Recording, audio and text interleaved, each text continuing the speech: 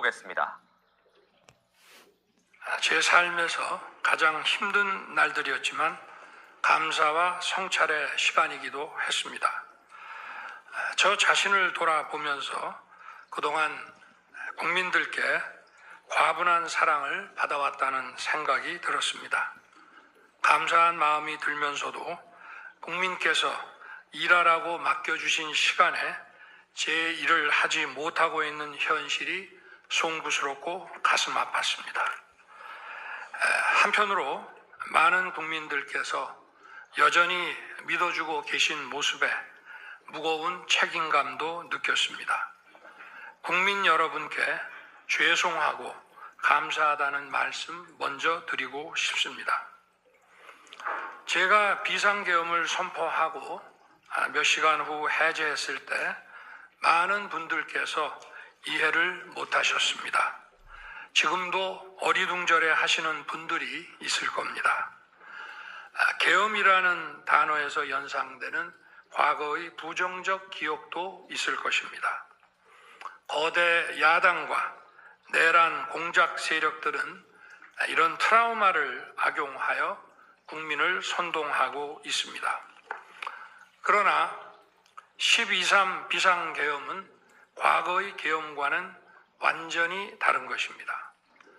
무력으로 국민을 억압하는 계엄이 아니라 계엄의 형식을 빌린 대국민 호소입니다. 12.3 비상계엄 선포는 이 나라가 지금 망국적 위기 상황에 처해 있음을 선언하는 것이고, 주권자인 국민들께서 상황을 직시하고 이를 극복하는 데 함께 나서달라는 절박한 호소입니다. 무엇보다 저 자신 윤석열 개인을 위한 선택은 결코 아니었다는 사실을 분명히 말씀드립니다. 저는 이미 권력의 정점인 대통령 자리에 있습니다. 대통령에게 가장 편하고 쉬운 길은 힘든 일을 굳이 벌이지 않고 사회 여러 세력과 잘 타협하고 모든 사람들에게 듣기 좋은 말을 하면서 임기 5년을 안온하게 보내는 것입니다. 일하겠다는 욕심을 버리면 치열하게 싸울 일도 없고 어려운 선택을 할 일도 없어집니다. 저 개인의 삶만 생각한다면 정치적 반대 세력의 거센 공격을 받을 수 있는 이런 비상계엄을 선택할 이유가 전혀 없습니다. 저는 비상계엄을 결심했을 때 제게 많은 어려움이 닥칠 것을 당연히 예감했습니다. 거대 야당은 제가 독재를 하고 집권 연장을 위해 비상계엄을 했다고 주장합니다. 내란죄를 씌우려는 공작 프레임입니다.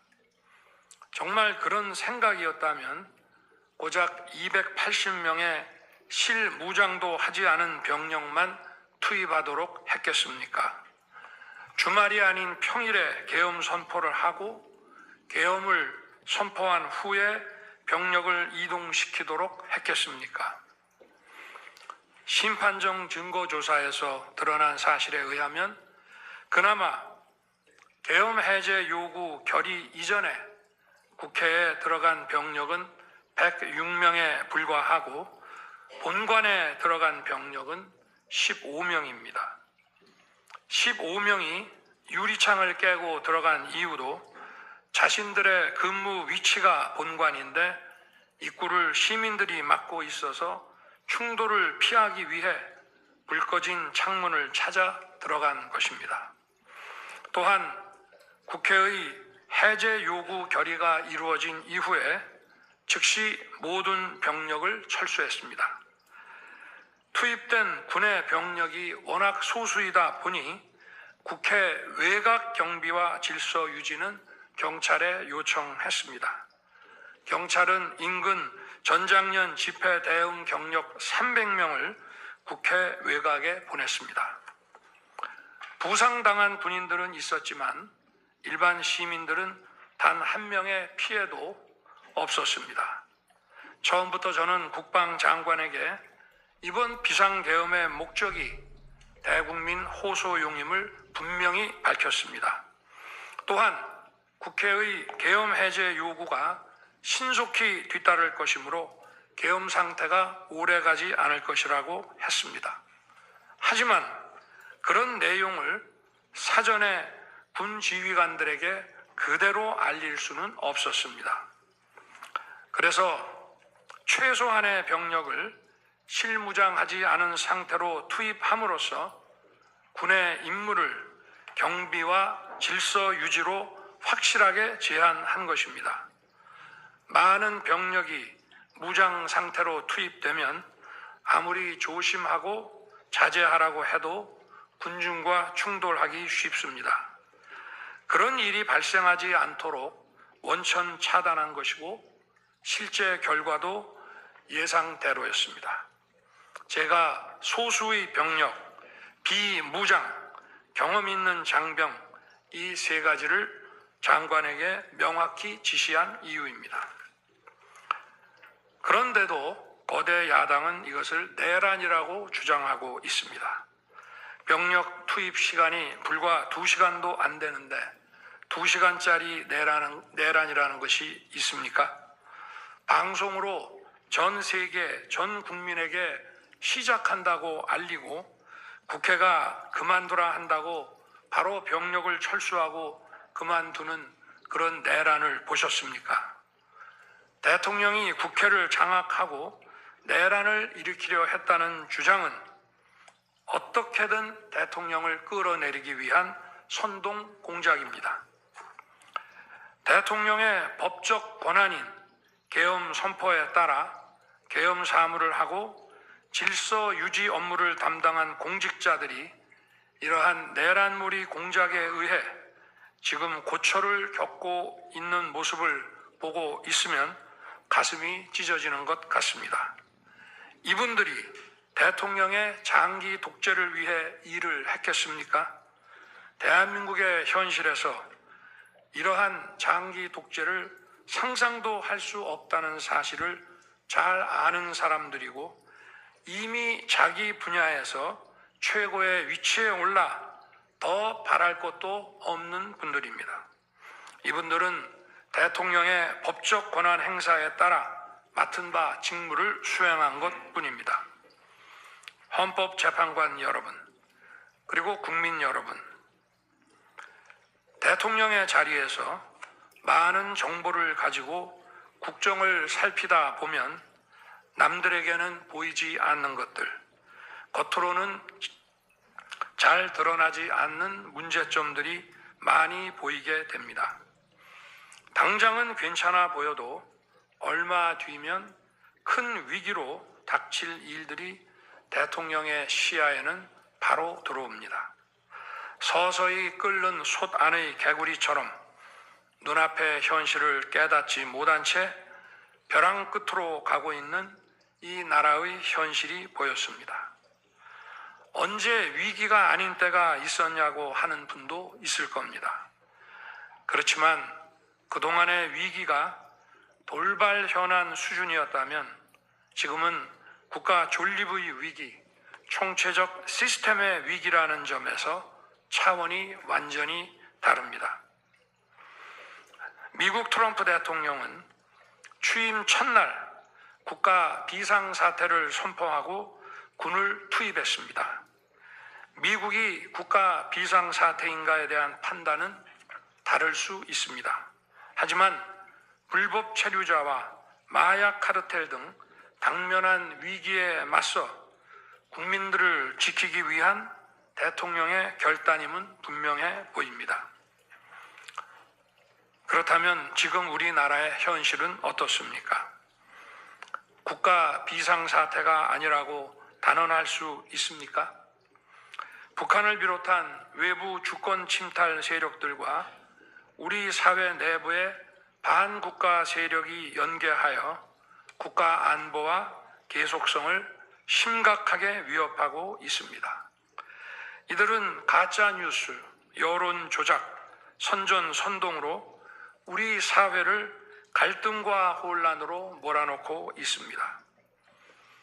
당장 2023년 적발된 민주노총 간첩단 사건만 봐도 반국가 세력의 실체를 쉽게 확인할 수 있습니다.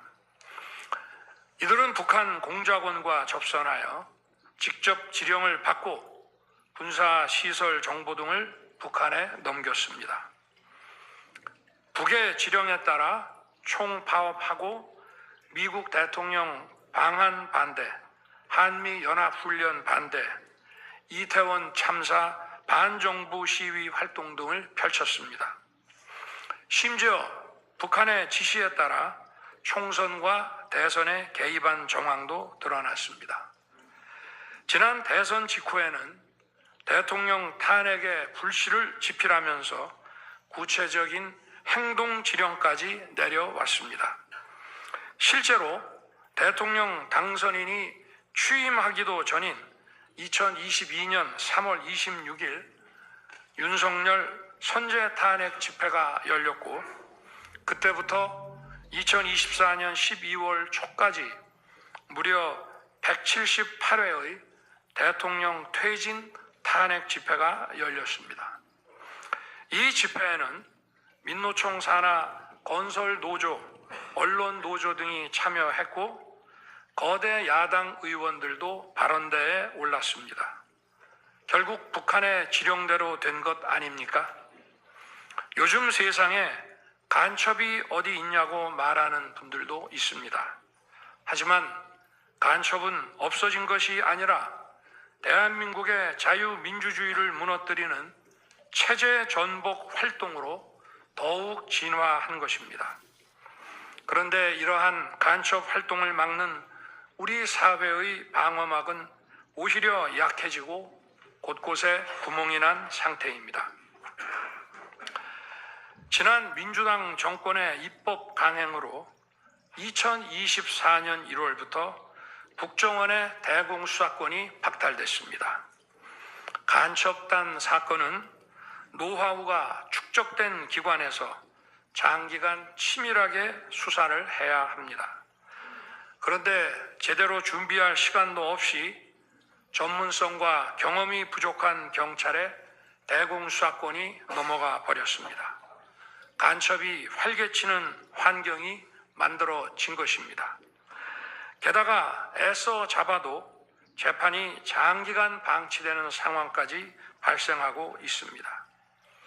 현재 재판이 진행 중인 간첩 사건이 민노총 간첩단, 창원 간첩단, 청주 간첩단, 제주 간첩단 등 4건이나 됩니다. 그런데 청주 간첩단 사건은 1심 판결까지 29개월이 넘게 걸렸고, 민노총 간첩단 사건도 1심 판결에 1년 6개월이 걸렸습니다. 이들은 구속기간 만료 후 석방되어 1심 판결로 법정 구속이 될 때까지 버젓이 활보하고 다녔습니다. 현재 창원 간첩단 사건은 2년 가까이 재판이 중단되어 있고, 제주 간첩단 사건도 1년 10개월째 재판이 파행 중입니다. 모두 석방된 상태입니다. 간첩을 잡지도 못하고 잡아도 제대로 처벌도 못하는데 이런 상황이 과연 정상입니까? 그런데도 거대 야당은 민노총을 옹호하기 바쁘고 국정원 대공수사권 박탈에 이어 국가보안법 폐지까지 주장하고 있습니다. 경찰의 대공수사에 쓰이는 특활비마저 전액 삭감해서 영원으로 만들었습니다. 한마디로 간첩을 잡지 말라는 것입니다. 작년에는 중국인들이 드론을 띄워 우리 군사기지, 국정원, 국제공항과 국내 미군 군사시설을 촬영하다 연이어 적발되었습니다. 이들을 간첩죄로 처벌하기 위해서는 법률을 개정해야 하는데 거대 야당이 완강히 거부하고 있습니다. 국가 핵심 기술을 유출하는 산업 스파이도 최근 급증하고 있습니다. 반도체, 디스플레이 등 기술 유출 피해가 수십조 원에 달하는데 그 3분의 2가 중국으로 유출됩니다. 중국은 사진 한 장만 잘못 찍어도 우리 국민을 마음대로 구금하는 강력한 반간첩법을 시행하고 있는데 거대 야당은 산업 스파이를 막기 위한 간첩죄 법률 개정조차 가로막고 있습니다. 또한 거대 야당은 방산 물자를 수출할 때 국회 동의를 받도록 하는 방위사업법 개정안을 당론으로 추진하고 있습니다. 방산 비밀 자료를 국회에 제출해야 하고 거대 야당이 반대하면 방산 물자도 수출할 수 없게 됩니다. 국회에 제출된 방산 비밀 자료들이 제대로 보안 유지가 되며 적대 세력에 넘어가지 않는다고 누가 보장할 수 있겠습니까? 방산 기밀 자료가 이렇게 유출되면 상대국에서 우리 방산 물자를 수입하겠습니까? 북한, 중국, 러시아가 원치 않는 자유세계의 방산 수출을 하지 말라는 말과 같습니다. 방산 수출은 단순히 돈을 버는 것만이 아닙니다. 수출 상대국과 전략적 연대를 강화하고 더 나아가 자유세계 많은 국가들과 국방 협력을 이루어서 우리의 안보를 튼튼하게 하는 것입니다. 이러한 방산 수출을 권장하기는커녕 이렇게 방해하는 것이 결국 누구에게 도움되는 것입니까? 거대 야당은 우리 국방력을 약화시키고 군을 무력화하는 데도 앞장서고 있습니다. 여러분이 다 아시는 바와 같이 북한은 우크라이나에 많은 병력을 파병하여 러시아와 군사 밀착을 시도하고 있습니다. 우리에게 매우 심각한 안보 위협입니다. 그런데도 이를 살피기 위해 참관단을 보내려 하자 거대 야당은 당시 신원식 국방장관 탄핵까지 겁박하며 결사적으로 이를 막았습니다. 심지어 거대 야당은 우크라이나 참관단 파견, 대북 확성기와 오물풍선 대응 검토 등 군의 정당한 안보 활동까지 외환죄라고 우기고 있습니다. 국가와 국민의 안전을 지키려는 대통령을 전쟁광이라고 비난하고 북핵 위협에 대응하는 한미일 합동훈련을 극단적 친일 행위라고 매도했습니다. 1차 대통령 탄핵 소추안에는 북중러를 적대시하는 것이 탄핵 사유라고 명기했습니다. 190석에 달하는 무소불위의 거대 야당이 우리나라와 우리 국민 편이 아니라 북중러의 편에 서 있는 것입니다. 이러한 상황이 국가 위기 상황이 아니면 뭐란 말입니까? 이뿐이 아닙니다. 거대 야당은 핵심 국방 예산을 삭감하여 우리 군을 무력화하려 하고 있습니다. 거대 야당은 전체 예산 가운데 겨우 0.65%만 깎았을 뿐이라고 주장합니다. 그러나 그 0.65%가 어디냐가 중요한 것입니다. 마치 사람의 두 눈을 빼놓고 몸 전체에서 겨우 눈알 2개 뺐다고 말하는 것과 같은 얘기입니다. 거대 야당이 삭감한 국방 예산은 우리 군의 눈알과 같은 예산입니다. 북한 핵과 미사일 기지를 선제 타격하는 키일체인의 핵심인 정찰 자산 예산을 대폭 삭감했습니다. 핵심 전력인 지휘 정찰 사업 예산을 2024년 대비 4,852억 원 감액했고 전술 데이터링크 시스템 성능 개량 사업은 무려 78%를 삭감했습니다. 우리 국민을 향해 날아오는 미사일을 요격하는 KAMD, 즉 한국형 미사일 방어 체계 구축도 예산 삭감으로 개발이 중단될 위기입니다. 장거리 함대공 유도탄 사업을 위해 예산 119억 5,900만 원을 책정했지만 96%를 삭감하고 5억 원만 남겼습니다. 정밀 유도포탄 연구 개발 사업은 84%를 삭감했습니다. 아무리 주먹이 세도 앞이 보이지 않으면 싸울 수 없듯이 감시 정찰 자산이 없으면 아무리 좋은 무기도 무용지물입니다. 게다가 최근 북한의 드론 공격이 큰 위협으로 대두되고 있습니다. 드론 방어 예산 100억 원 가운데 무려 99억 5,400만 원을 깎아서 사업을 아예 중단시켜버렸습니다. 도대체 누구의 지시를 받아서 이렇게 핵심 예산만 딱딱 골라 삭감했는지 저도 궁금할 지경입니다.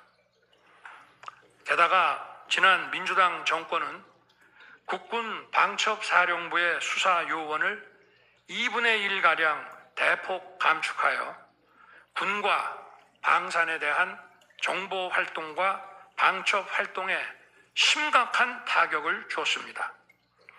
또 과거 간첩 사건과 연루된 인물을 국정원의 주요 핵심 간부로 발령내서 국정원이 방첩기관인지 정보 유출기관인지 모를 조직으로 방치하기도 했습니다. 지난 정부 시절 이런 일을 주도한 인물들이 여전히 거대 야당의 핵심 세력으로서 우리의 안보를 흔들고 있습니다. 우리 정부 들어 국가정보원이 국가안보의 중추기관으로 거듭날 수 있도록 노력하였고 국군 방첩사의 역량 보강을 위해 힘썼습니다마는 아직 문제의 뿌리를 제대로 다 드러내지 못했습니다. 부수고 깨뜨리기는 쉬워도 세우고 만들기는 어렵고 시간이 많이 걸리기 때문입니다. 이런 상황이 겉으로는 멀쩡한 것처럼 보이지만 실질적으로 전시사변에 못지않은 국가 위기 상황이라고 저는 판단하고 있습니다. 거대 야당은 야당에 대한 대통령의 인식을 탓하기 전에 공당으로서 국가에 대한 책임 있는 자세와 신뢰를 보여주는 게 우선이라고 저는 생각합니다. 그리고 사랑하는 대한민국 국민 여러분, 국가와 국민을 위한 계엄이었지만 그 과정에서 소중한 국민 여러분께 혼란과 불편을 끼쳐드린 점 진심으로 죄송스럽게 생각합니다. 저의 구속 과정에서 벌어진 일들로 어려운 상황에 처한 청년들도 있습니다. 옳고 그름에 앞서서 너무나 마음이 아프고 미안합니다. 정말 미안한 생각을 가지고 있습니다. 저는 대통령에 출마할 때 나라를 위해 목숨을 바치겠다고 결심했습니다. 지난 12.3 계엄과 탄핵소추 이후 엄동설안에 저를 지키겠다고 거리로 나선 국민들을 보았습니다. 저를 비판하고 질책하는 국민들의 목소리도 들었습니다. 서로 다른 주장을 하고 있지만 모두 대한민국을 사랑하는 마음이라고 생각합니다. 부족한 저를 지금까지 믿어주시고 응원을 보내주고 계신 국민 여러분께 진심으로 감사드립니다. 저의 잘못을 꾸짖는 국민의 질책도 가슴에 깊이 새기겠습니다. 그리고 이 모든 과정이 새로운 대한민국으로 도약하는 디딤돌이 될 수 있도록 최선을 다하겠습니다. 감사합니다.